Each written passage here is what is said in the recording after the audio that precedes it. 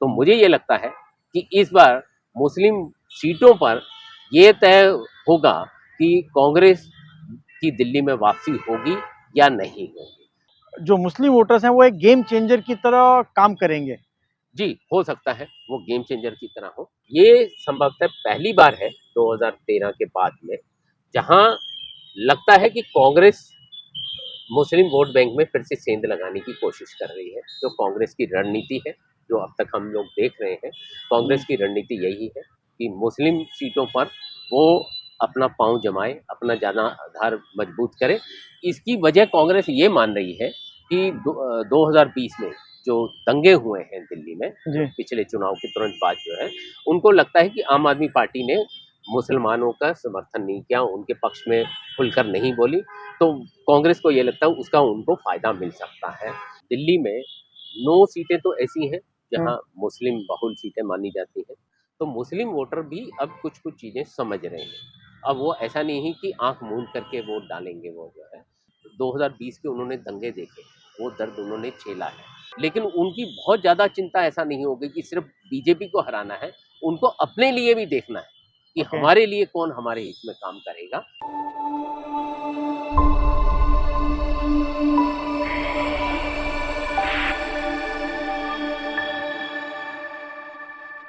दिल्ली में विधानसभा के इलेक्शन का नगाड़ा बज चुका है। दिल्ली के अंदर एक सबसे बड़ा डिसाइडिंग फैक्टर है, जो गेम चेंजर है, वो है हमारे मुस्लिम वोटर, जिनका लगभग 6-7 सीटों पे पूरी तरह से प्रभाव है और 15-16 ऐसी सीटें हैं जिन पे उनका डिसाइडिंग फैक्टर है। आज हमारे साथ हैं मिस्टर गुलशन खत्री जी, जो नभार टाइम्स के मेट्रो एडिटर हैं। आज हम उनसे बात करेंगे कि मुस्लिम किस तरह से दिल्ली के अंदर गेम बनाएंगे या बिगाड़ेंगे। अगर मुस्लिम्स ने आम आदमी पार्टी को साथ दिया तो आम आदमी पार्टी जीतेगी, अगर कांग्रेस को साथ दिया तो हो सकता है आम आदमी पार्टी का सुपड़ा साफ हो जाए। सर, आपका बहुत बहुत स्वागत है। धन्यवाद। सर, मुस्लिम वोटर्स का दिल्ली में कैसा रुझान लग रहा है आपको? देखिए, दिल्ली में 9 सीटें तो ऐसी हैं हम्म। जहाँ मुस्लिम बहुल सीटें मानी जाती हैं। 8 से 9 सीटें हैं जहाँ वो डिसाइडिंग फैक्टर है। पिछले 2015 देखें, 2020 देखें, तो मुस्लिम वोटर जो है वो आम आदमी पार्टी के पाले में जाता हुआ नजर आया है। ठीक है। ये संभवतः पहली बार है 2013 के बाद में, जहाँ लगता है कि कांग्रेस मुस्लिम वोट बैंक में फिर से सेंध लगाने की कोशिश कर रही है। जो कांग्रेस की रणनीति है, जो अब तक हम लोग देख रहे हैं, कांग्रेस की रणनीति यही है कि मुस्लिम सीटों पर वो अपना पाँव जमाए, अपना ज़्यादा आधार मजबूत करे। इसकी वजह कांग्रेस ये मान रही है कि 2020 में जो दंगे हुए हैं दिल्ली में, जी। पिछले चुनाव के तुरंत बाद जो है, उनको लगता है कि आम आदमी पार्टी ने मुसलमानों का समर्थन नहीं किया, उनके पक्ष में खुलकर नहीं बोली, तो कांग्रेस को ये लगता है उसका उनको फ़ायदा मिल सकता है। इस वजह से कांग्रेस ये कोशिश में है कि मुस्लिम सीटों पर बहुत मजबूती से चुनाव लड़ा जाए, और जो हम लोग देख रहे हैं कि उन्होंने उम्मीदवार तय करते वक़्त बहुत ही ध्यान रखा है, बहुत ही सोच समझ कर उतारे हैं। तो मुझे ये लगता है कि इस बार मुस्लिम सीटों पर ये तय होगा कि कांग्रेस की दिल्ली में वापसी होगी या नहीं होगी। दिल्ली में वापसी से मैं एक बार फिर साफ कर देता हूँ, दिल्ली की सत्ता में वापसी नहीं है, उसका अपना वोट बैंक जो है वो कितना वापस मिल पाता है, ये उससे तय है। ये आपको लगता है? और मुस्लिम वोटरों का क्या रुझान है? मुस्लिम नेताओं का, जितने जो भी हमारे छोटे नेता हैं, जी, उनका क्या रुझान आपको लगता है? देखिए, अभी जो लग रहा है कि मुस्लिम नेताओं में या मुस्लिम वोटरों में हाँ। भ्रम की स्थिति बनी हुई है बहुत जगह पे कि वो किस तरफ जाएँ। तो मुझे ये लगता है अंततः लास्ट में वो देखेंगे हाँ। कि जहाँ जो मजबूत कैंडिडेट होगा उसकी तरफ जा सकते हैं वो। कहीं आम आदमी पार्टी की तरफ भी जा सकते हैं और कुछ जगह पे कांग्रेस की तरफ भी जा सकते हैं। ऐसा लगता है कि हमारे मुस्लिम वोटर्स का जो मोटिव है, वो कांग्रेस या आम आदमी पार्टी को हराना नहीं है, बल्कि उनका मोटिव है कि किसी भी तरह से बीजेपी पावर में ना आए, और उसके लिए वो जो भी बन सके वो करेंगे।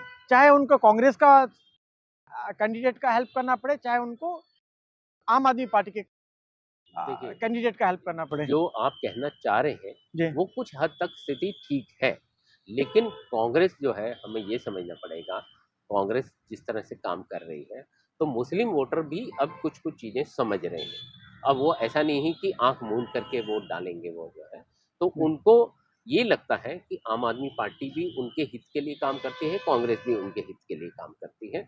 और ऐसा नहीं है कि बीजेपी अगर केंद्र में सत्ता में है और हाँ, दिल्ली में सत्ता में आने के बाद बहुत बड़ा अनर्थ उनके साथ हो सकता है, हाँ, इसकी संभावना नहीं है।